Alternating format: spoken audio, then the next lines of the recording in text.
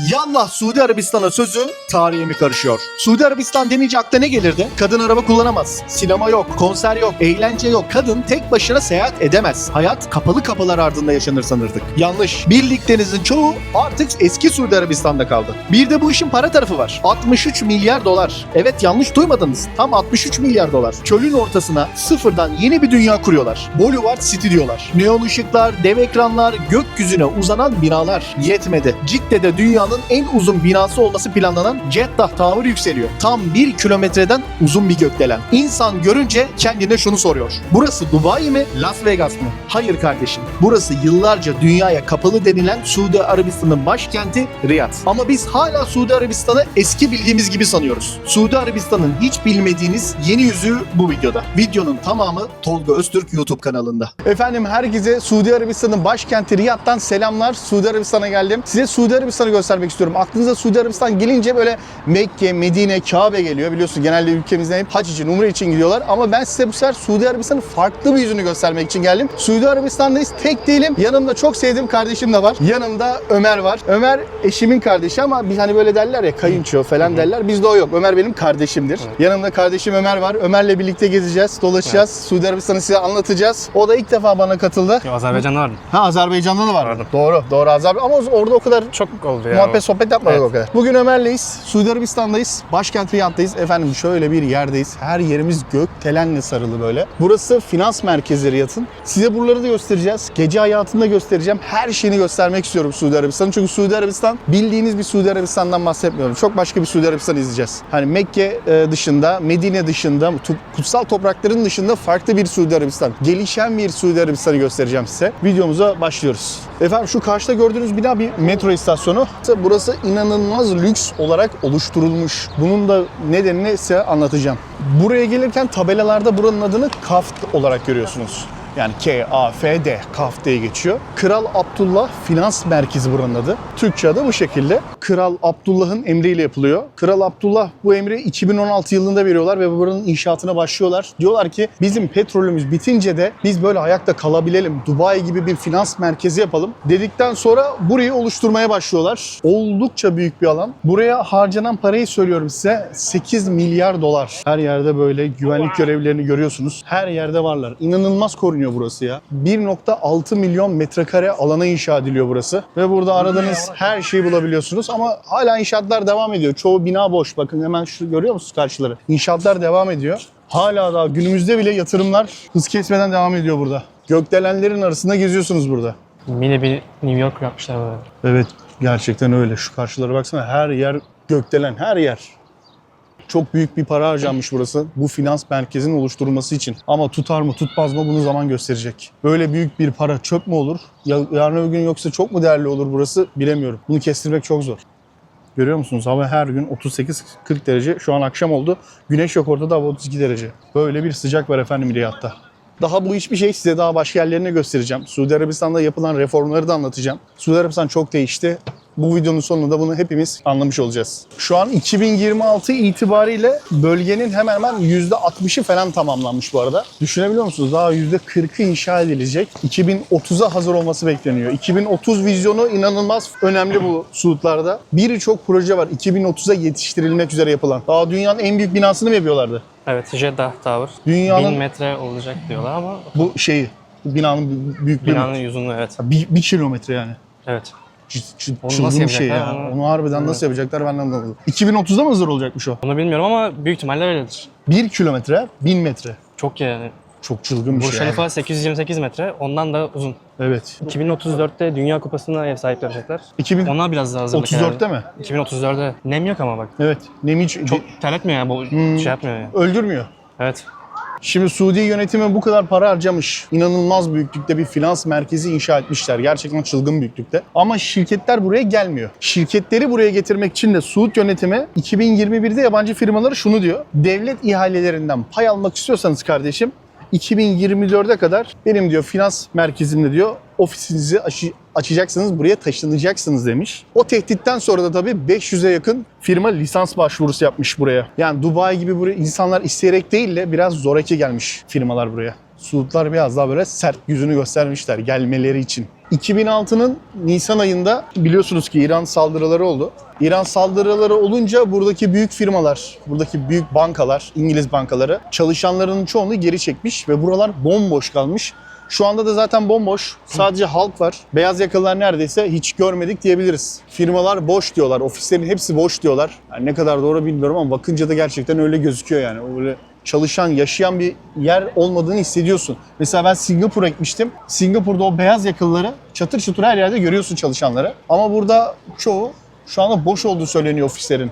Biraz hayalet şehir gibi. Hayalet şehir gibi olmuş. Biraz halk doldurmuş finans merkezini. Ama işte adamlarda şöyle bir sıkıntı var. Abi Dubai'deki aldıkları güveni burada alamıyorlar işte. Böyle bir sorun yaşıyorlar.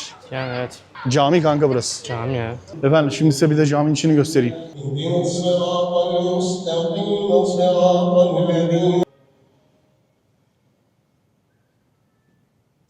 Bir gün elbet petrolün biteceğini, petrolün artık duracağını biliyorlar. Suudlar bunun farkında ve bunun içinde gerçekten adamlar her şeyi deniyor. Hem turizmde yaptıkları reformlar hem işte finans merkezi. YouTube bizden şunu istiyor. İnsanlar videolarınıza ne kadar yorum yapar ve beğenirse o kadar bu videoyu öneririm diyor. Olsun, daha akla gelen birçok şey var, birçok projesi var. Dünyanın yüksek gökdeleni, Line projesi var. Line projesi yarıda kaldı ama adamlar şu anda deli gibi bir şeyler üretmeye çalışıyorlar. Dünya Kupası da geliyor buraya 2034'te. Dünyada söz sahibi olmaya çalışıyorlar turizm olarak ama daha fazla reform gerekebilir. Suudi Arabistan hükümeti diyor ki eğer diyor kafta gelirseniz diyor şirketinizi buraya taşırsanız diyor 50 yıl kurumlar vergisi de sizden almıyor. Adamlar yapabilecek tüm böyle yardımları ellerinden gelenleri yapmışlar. Yeter ki siz gelip de buraya bir şirketinizi taşıyın diye. Burada da 2 tane Porsche. Şimdi şuranın Suudi Arabistan olduğuna kaç kişi inanır ya? Ben burayı böyle paylaşsam, sizce neredeyim yazsam, acaba kaç kişi bana Suudi Arabistan yazar? Ya tabii insanların kıyafetinden bir Arap ülkesinde olduğum belli, o ayrı da. Hiç insan olmasa acaba ne derler? Yoksa insanların tabii kıyafetinden bir Arap ülkesinde olduğumuz belli efendim. Ömer, Suudi Arabistan'a gelirken yani nasıl bir yer bekliyordun? Biraz daha böyle düz. Yani çok aman aman bir şey olmayan falan Değil bekliyorum. mi? Riyad'da böyle Yani bir şey beklemiyordun, bir beklentin yoktu. Böyle bir yerin olacağını. Şimdi efendim Suudi Arabistan'da birçok reformlar oldu. Veliaht Prens'le birlikte bunların birçoğu böyle yenilikler geldi bu ülkeye. Gelen yeniliklerin ben size birkaçını bu videoda söylemeye çalışacağım. Hatta elimden geleceği bütün maddelerini saymaya çalışacağım böyle. Ben madde madde onların hepsini çalıştım. Size de söyleyelim. Şimdi bir, kadınların araç kullanması. Dünyada arabaya binmek için dini fetva gereken tek ülkeydi Suudi Arabistan. Bunu Suudi Arabistan 2018'de kaldırıyorlar. Artık diyorlar kadınlar da araba kullanabilir. Zaten bu adamların nereden baksanız bütün değişimleri 2016 ile 2018 yılları arası. Birçok reform gelmiş. Birçok yenilik gelmiş Suudi Arabistan'a. Bunları da size hepsini tek tek anlatacağız bu videoda. Efendim Suudi Arabistan'da araba nasıl kiralanır onu da söylemek istiyorum. Çünkü Suudi Arabistan'a geldiğiniz zaman Türkiye ehliyeti oluyor mu? Uluslararası ehliyet mi istiyorlar? Nasıl yapacağız? Vermiyorlar, etmiyorlar. Bir sürü muhabbet var. Araba kiraladım. Türkiye ehliyetimle araba kiraladım. Uluslararası ehliyet falan filan hiçbir şey değil. Normal Türkiye'den aldığınız yeni çipli ehliyetiniz yok mu? Ben onunla kiraladım abi. Depozito da ödemedim. Sadece kiralama ücreti ödedim. Arabamı da havalimanından teslim aldım. Havalimanından alırsanız ekstra para koyuyorlar. 40 riyal para koyuyorlar. 40 riyal para koyuyorlar teslim etmek için de ayrı. Yani 40 riyal teslim ederken 40 riyalle aracı teslim alırken para alıyorlar. Herhangi bir sorun yaşamadım. Depozito ücreti de yok. Bak reklam sponsorluk falan vallahi billahi değil. Parasını vererek kiraladığım bir firma. Haberiniz olsun. Önceden WhatsApp'tan iletişime geçtim. Pasaportumu attım, vizemi attım. Konaklayacağım otelin de bilgisini attım. Uçuş bilgilerimi de gönderdim. Adamlar ben havalimanına geldim. Havalimanına adımı yazmışlardı. Hemen şak arabayı aldım. Hop bindik arabamıza devam ettik.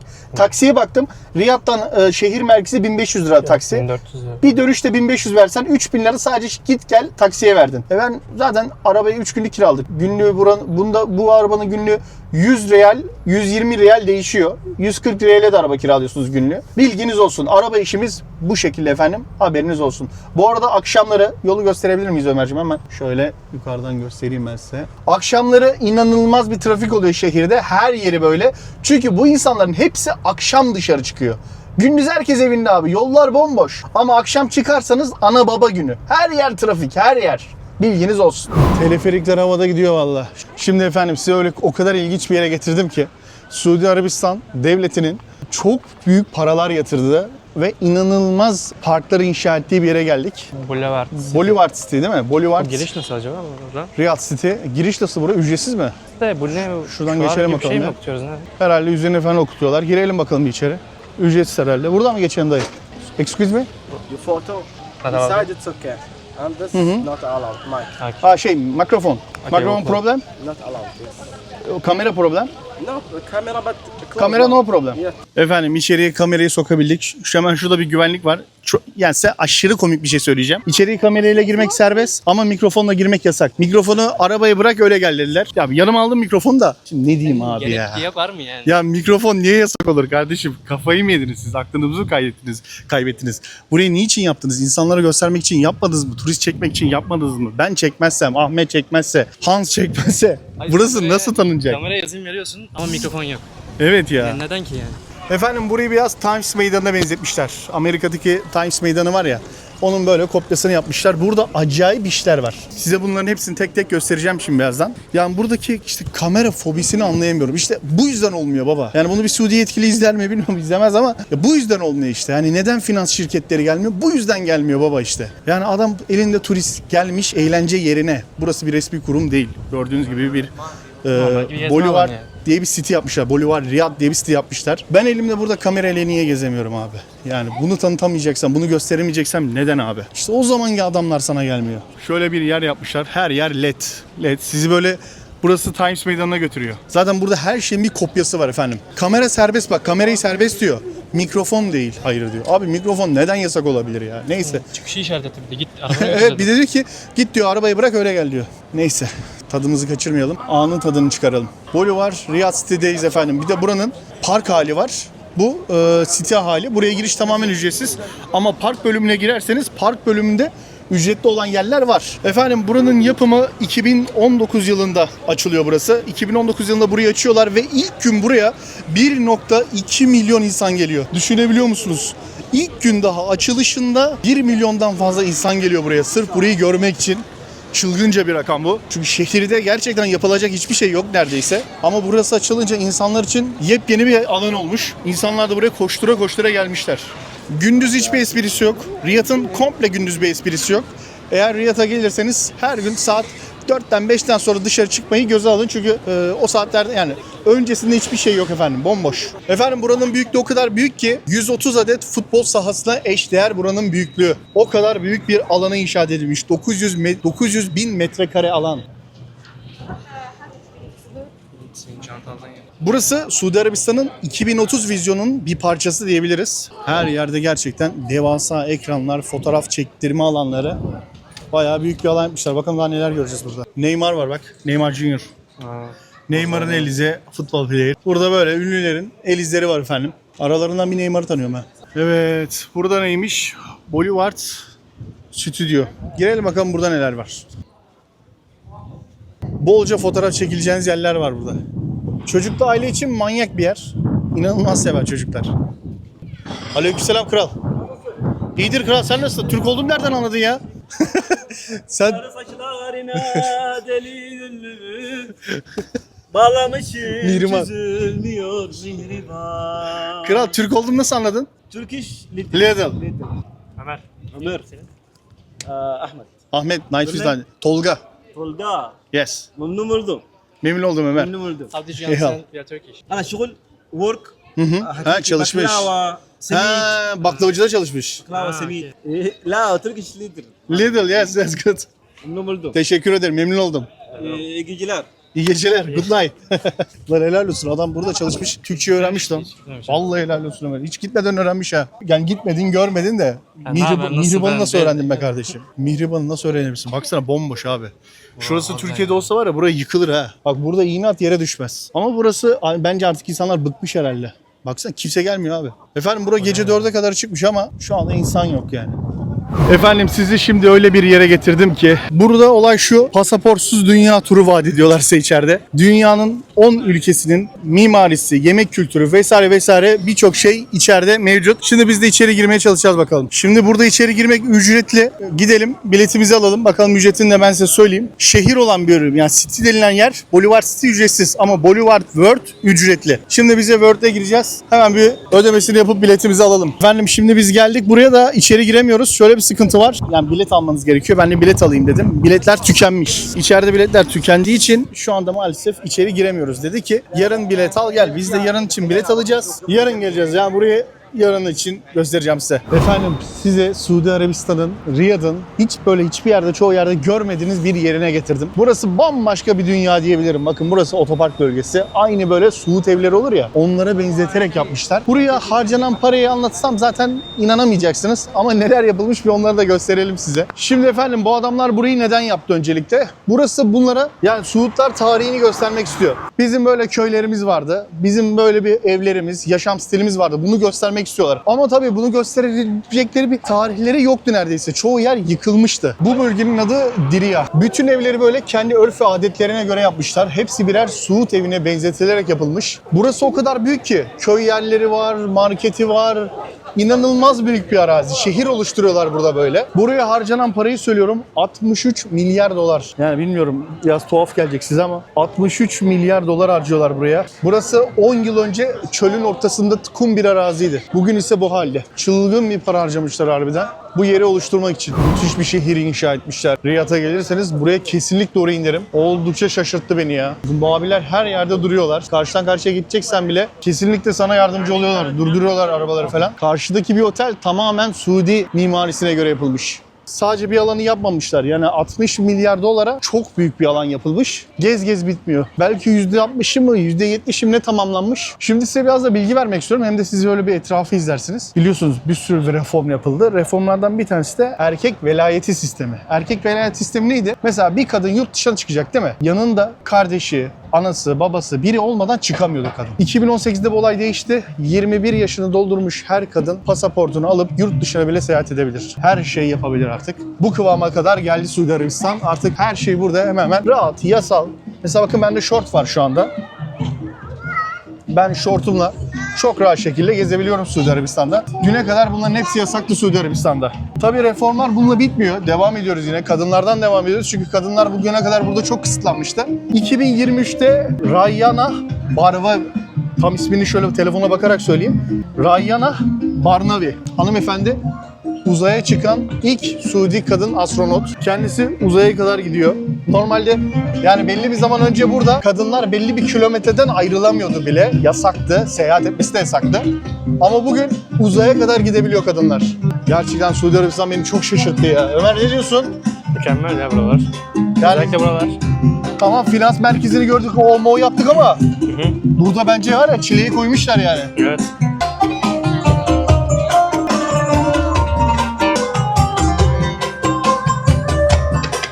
Efendim reformlar bitmiyor. Veliaht Prens öyle değiştiriyor ki Suudi Arabistan'ı. Şimdi burada da din polisleri vardı. Bunlara mutava adı deniliyordu. Dini polis, ahlak polisi diye geçiyordu. Bu polis namaz vakitlerinde açık dükkan varsa bunları kapatıyordu. Kadınları durduruyordu. Eğer saçı başı açıksa onlara uyarıyordu. 2016'da Veliaht Prens bunun tüm yetkilerini elinden aldı. Artık mutava polisleri yok burada. Halk istediği şekilde davranabiliyor.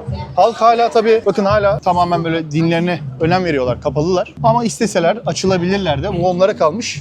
Artık zorunluluk değil yani. Onların tamamen isteği, tercihi. Tercihine kalmış. Kadının kendi tercihi tamamen. Efendim burada yasaklar bitmiyor. 35 yıl burada sinema yasağı varmış. İnsanlar sinemaya gidememişler. 35 yıl boyunca yasakmış. Veliaht Prens onu da kaldırıyor abi. Artık sinemalar da serbest kalıyor. Ve ondan sonra zaten çılgınlar gibi bir sinema salonu furyası patlıyor burada. Her yerde bir sinema salonu açılıyor. İnsanlar çünkü yılların özlemi yani. Adamlar 35 yıl film izleyememiş ya sinemada. Reformlara devam edeceğim anlatmaya. Şimdi mesela eskiden burada şöyle bir olay varmış mesela. Restorana gideceksin değil mi? Ailelerle bekarlar ikiye ayrılıyormuş içeride. 2019'da bunu kaldırmış Veliaht Prens. Artık herkes aynı kapıdan girecek demiş. Kadın, erkek, aile, bekar fark etmez. Herkes aynı kapıdan girecek demiş. Ve bugün hepsi aynı kapıdan giriyor efendim. Karşıda da yeni şehrin manzarası. İnanılmaz bir para harcanmış ya. Kaç tane ülkenin Merkez Bankası'nda var 60 milyar dolar. Adamlar sadece buraya harcıyor. Düşünebiliyor musun? Akıl almıyor ya. Gerçekten akıl almıyor. Bu taraftan gidebiliyoruz mu? Baksana gel bakayım. Kapatmışlar mı? Galiba evet. Gelen var ama giden yok. Evet. İçeri Niye? giren girdi. Burada da mesela yetkililer var. Bunların Belirli bir saatten kıyafeti sonra. de kıyafetleri mesela kendi yöresel kıyafetleri bakın. Tamamen adamlar o dönemi yaşıyorlar. İçeride kerpiçten evler var. Kendi yaptıkları eski köyleri gösteriyorlar. Adamların tarihi yıkılmış abi. Hiçbir şey kalmamış. Günümüze hiçbir şey kalmamış. Onlar da çalışanlar bildiğin hepsini kurmuşlar. Baksana çalışanların üstü bile yöresel kıyafetler. Yine reformlara devam ediyoruz. Anlatmaya devam edeceğim size. Şimdi mesela kadınlar abaya diye bir kıyafet giyiyor. Bu kıyafet herkeste siyah olmak zorundaydı. Eskiden zorundaydı. Bugün ama mesela bugün gördük değil mi? Beyaz giyen vardı. Vardı birkaç tane. Beyaz vardı. giyen vardı. Artık kadınlar istediği renk giyebilir abi. Bunun bir zorunluluğu yok. Kral bunu da kaldırmış. Yani kadınların özellikle hayatına çok iyi dokunmuş yani. Adam her şeyi kadınlar için tekrar yeniden gözden geçirttirmiş. Kral bu kadar reform yapmış ama her şey iyi hoş ama asıl bomba şu oluyor. Abi vergi getiriyorlar. Bu adamlarda mesela KDV diye bir olay yok. Bu adamlarda KDV %0'dı. %0'dan kral KDV'yi %15'e zıplatıyor. %15 KDV getiriyor. Bu da tabii herkesin biraz canını sıkıyor ama yine de yaptığı reformlar karşısına bakarsan yine millet iş sesini çıkarmıyorlar. Ama artık burada vergi var. %15 KDV ödüyorlar artık. Onlar da vergi veriyor artık. 2016'ya kadar yoktu vergi. 2018'de geliyor. %5 geliyor 2018'de. 2020'de bunu yetmiyor. %15'e çıkarıyorlar. Efendim hava o kadar güzel esiyor ki, o kadar tatlı esiyor ki. Ya şu an size anlatamam o tatlılığı. Suudi Arabistan'da bunu çok arıyorsunuz çünkü. O çöl sıcağından sonra çok güzel bir çöl akşamı yaşıyoruz ha. Hafif esiyor. Ömerciğim burada gördüğün gibi reformlar, kral bayağı bir reform yapmış kadınlar için. Bu reformlarla da dünyaya mesaj ne abi? Biz dünyaya açılıyoruz. Daha içimizde kapanıktık. Artık daha dışa dönüyoruz. Yani. Aynen öyle abi. Dünyaya diyor ki kardeşim bak ben artık değişiyorum. Ben artık dünyaya ayak uyduruyorum. Ve ben petrolle ömür boyu var olmayacağımı da biliyorum. Evet, bunu anladılar. Bunu anladı, evet bunu geç de olsa anladılar ve artık parayı diyor, turizme yatırıyorum diyor, halkıma yatırıyorum diyor, halkıma özgürlük veriyorum diyor. Artık bizi görün dünya sahnesinde diyorlar ve bence artık yavaş yavaş Suudi Arabistan görüleceğine inanıyorum. Çünkü ben buraya gelmeden önce aslında inanmıyordum ama o kadar çok yani şehir şantiye alanına dönmüş. Evet, her yerde var. Her yerde inşaat var. Reformlar bitmiyor. Din eğitiminde de reformlara gidiyorlar. Mesela eskiden okul kitaplarında Yahudilerle Hristiyanları düşman olarak tanıtıyorlarmış mesela kitaplarda. Ama bugün artık o sözcükleri, o kelimeleri kaldırmışlar. Biraz daha törpülemişler diyebilirim. Bu Diriyah bölgesinin de demiştim size en başta tekrardan tarihlerini yansıtıyorlar. Bakın şu şehirde tekrardan tarihlerini oluşturuyorlar. Orada Suudlarla Osmanlı'nın savaşı da oluyor. Tekrardan ayağa kaldırıyorlar. Şimdi ülke o kadar reform yapıyor. Abi bu adamlar alkolde de reform yapmışlar. Alkolde de şöyle. 2024'te diplomatik bölgelerde tarihin ilk resmi alkol satan mağazası açılmış. Sadece yabancı diplomatlar alabiliyor bugün için. Ama yarın ne olur kestirmek zor. Hele Dünya Kupası geliyor. Ekstra bir şeyler yapar mı bilemiyorum. Bunu yaşayıp göreceğiz. Şimdi Ömer'le biraz muhabbet ediyoruz da Ömer diyor ki ben buraya hala nasıl 60 milyar dolar harcadıklarını anlayamıyorum diyor. Ben de ona dedim ki bak gözünü kapat. Her yeri kum düşün. Issız böyle çöl olduğunu düşün. Gözünü açıyorsun bir anda şekil bu. Ortam bir anda bu. Bir anda böyle bir yerde uyanıyorsun. Ama şimdi Ve Kaf'ta, çok büyük bir alan olduğunu düşün. Kaf'ta 8 milyar dolar harcamışlar. Evet. Bu kadar gökdelenler var. Ama burası 60. Ama buranın alanı çok daha büyük. Oradan çok Doğru. daha büyük. Ama bir Baksana. bakmak lazım, evet. Alan çok büyük. Orası biraz küçük. Bak yani. arkamıza kaleyi tekrardan ayağa kaldırmışlar. Olmayan bir kaleyi. Tam bitmemiş zaten o şeyler Ve var buranın diye. altyapısı, yolu, yordamı bir sürü olayı var. Ve Evet. burası şehrin dışında kalan bir yer. Yüz ölçümünü düşününce olabilir, evet. Yani 60 milyar dolar az bile diyebilirim valla. Yepyeni ülke kuruyorsun abi. Efendim reformların bir tanesi de çocuk yaşta evlilik. Eskiden mesela burada bir yaş yokmuş. Yani evlenebiliyorlarmış. Ama 2019'da 18 yaş sınırı getirmiş. Artık 18 yaşından aşağısında biriyle evlenemezsin diyor devlet. Karşıları da göstereyim ben size. Her yerde böyle kale duvarları gibi. Sanki çok eski bir şehirden geziyormuşsun gibi hissediyorsun böyle. Tarihi olan bir yer gibi ama aslında adamlar tarihi yeniden yapmışlar. Şimdi bunu izlerken diyorsunuzdur ki işte adamlar ülkeye bak ne büyük yatırımlar yapmışlar, neler yapmışlar falan filan. Ama efendim bakın ne kadar büyük yatırım yaparlarsa yapsınlar. Milyar dolarlar da harcasınlar. 50 milyar, 100 milyar, 200 milyar, 500 milyar dolar da harcasan abi. Abi senin gölün yok. Bir su kaynağın yok. Yani bunlar bu adamlar için büyük sıkıntı. Hala denizden suyu çekiyorlar, arıtıyorlar ve öyle kullanıyorlar. Bugün ülkemizde hamdolsun bakın bu sene çok güzel yağmur yağdı. Barajlarımız doldu, taştı. Canımız sıkılıyor. Göle gidiyoruz, denize gidiyoruz, balık tutuyoruz. Özellikle ben Bursalıyım mesela. Bursa'da ben canım istiyor mesela deniz, şak denizdeyim. Göl istiyor göldeyim. Dağ istiyor Uludağ'dayım. Ama burada mesela bu adamların ne kadar parası olursa olsun bu söylediklerimin hiçbirini yapamıyorlar. Yani bazen para da yetmiyor. O yüzden gerçekten cennet vatanı değerini bilmek lazım. Bakın alan o kadar büyük ki hala devam ediyor. Görüyor musunuz mesela karşıda fotoğraflar koymuşlar falan. Daha da genişletecekler. Mesela buralar hep inşaat alanları. Burayı daha da genişletecekler. Çok büyük bir alan yapacaklar. Bu paranın 60 milyar doların o da içinde var yani. Devam ediyor inşaatlar. Her yerden böyle soğuk hava veriyorlar efendim. Yoksa gerçekten çekilecek yer değil ama bugün esiyor yine. Şimdi efendim bakın buralar hep şantiye alanı, görüyor musunuz? Buraya da devam edilecek. Burası da yapılacak. Burası da köy olacak. Yani az önce gezdiğimiz yerler gibi. Çok büyük bir alan var. Bakın hemen karşıyı göstereceğim size. Orası daha da devasa. Şu karşıyı görüyor musunuz? Şöyle yakınlaşırsam. Bakın şuralarda falan inşaatlar devam ediyor. Vinçler var. Bilmiyorum videoda ne kadar belli oluyor. Oralara da bu köy yapılıyor. Gördüğünüz gibi böyle bir şehir oluşturuluyor. Şu uca doğru böyle devam edecek. Devasa bir alan. Devasa. Gerçekten çok büyük ya. Şimdi ülkede çoğu yerde kamera biraz problem. Evet. Bazı yerlerde kapattırıyorlar. Bazı yerlerde halk çekme diyor. Bazı yerlerde sil diyorlar. Kadın diyor arkadan ben çıktım. Abla suratın bile görünmüyor. Hani arka yani. Zaten hani çarşaflı bir ablasın. Hani belli olmuyor yani. Yo, manzara çeksek bile yine bir şey diyor yani. Olmuyor. Laf ediyor yani. Daha buna alışamamışlar ama 2030'da buraya Dünya Kupası geliyor. 34. 2034 pardon. Abi 2034'te Dünya Kupası'nda ne yapacaksınız onu bilmiyorum yani. Onu nasıl anlatacaksınız bakalım onlarla bilmiyorum. O biraz zor. Bunu biraz daha törpüleme yani biraz daha anlayış be abi. Kimsenin böyle yani zorla suratını çekmiyoruz. Etrafı bakın ben size göstermeye çalışıyorum. Suudi Arabistan'ı anlatmaya çalışıyorum. Ben kamerayı açtığımdan beri Suudi Arabistan'ın hep olumlu yanlarını saydım. Hiç olumsuz yanlarını söylemedim ki olumsuz yanlarını görmedim şimdi. Adamların hakkını verelim. Ama nasıl anlatacağız abi o zaman? Böyle bir ufak bir isyanım var. Umarım bu da zamanla düzelir. Kale gibi yapmışlar baksana. Şuraya bak sanki bir kale. Ya bunlar hepsi yapay bu arada arkadaşlar. Yani böyle bir kale şu anda yok. Geçmişten kalan bir kale yok. Bunların hepsi yapay. Şimdi bakın böyle abiler var. Mesela burada çok böyle yayla yol vermeyebiliyorlar ama bakın bu abiler yolu kesiyor. Tam bu adamlar zengin olabilirler ama maalesef bakın yaya geçidine yol vermiyorlar. Bu adamlara bunu öğretemiyorlar. Ne yapmış devlet? Demiş ki kardeşim ben bunu vatandaşa öğretemiyorum. Bari böyle arkadaşları koyalım buraya. Ha, Bu arkadaşlar en azından yolu durdursunlar. İnsanlara yol verdirsinler. Sadece yolu kesiyorlar bu abiler. Yayalara yol versinler diye. Böyle bir olay var. Tek işlevi bu yani. Ama değişecek Suudi Arabistan. Bayağı bir toparlanıyor. Bakalım. Evet, potansiyeli var ya. 2030 vizyonları çok geniş. Halkı da eğitmeye çalışıyorlar abi. Efendim şimdi aracımızla ilerliyorduk. Şöyle hemen bir sağa çektim. Size burayı da göstermek istedim. Bakın o dediğim kültür köyleri var ya, bakın nasıl yapılıyor. Şu mesela yapılmış. Bunlar da yapılanlar. Adamlar bunların hepsini tek tek yapıyor ya. İnanılmaz büyüklükte. Size bir yer göstermiştim ya, ta bak parmağımın ucunda inşaat var ilerlerde. İşte oraya geldim ben. Görüyor musunuz efendim ne kadar fazla bir inşaat var buralarda. Her yer böyle şantiye, her yer. 2030'a her yere bitirmeyi planlıyorlar. Hepsini yapmayı planlıyorlar. İnanılmaz bir inşaat var. Gece gündüz 7/24 inşaat yapılıyor. Bittiği zaman şöyle olacak efendim. Bunların hepsini şu an yapıyorlar.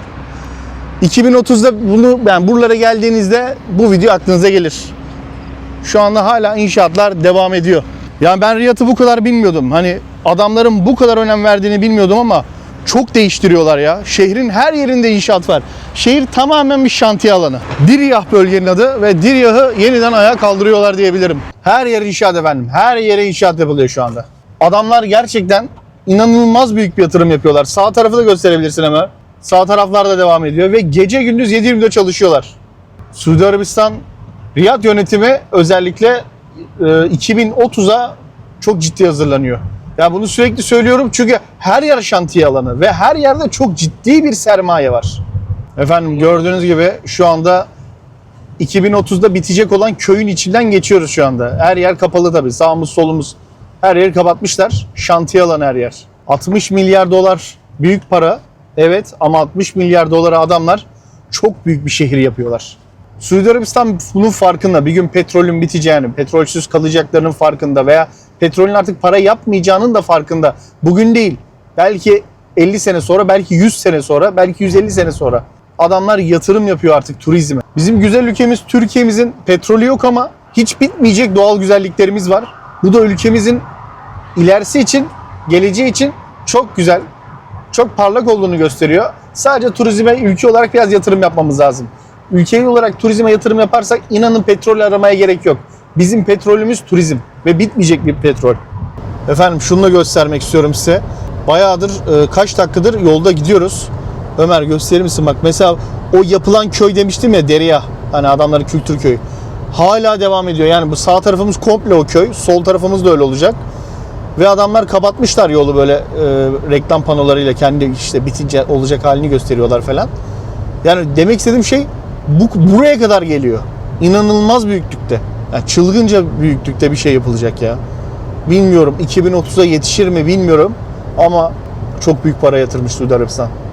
Efendim saatlerimizi gecenin 1.30'una getirdik. 1,5 evet. 1.30 oldu.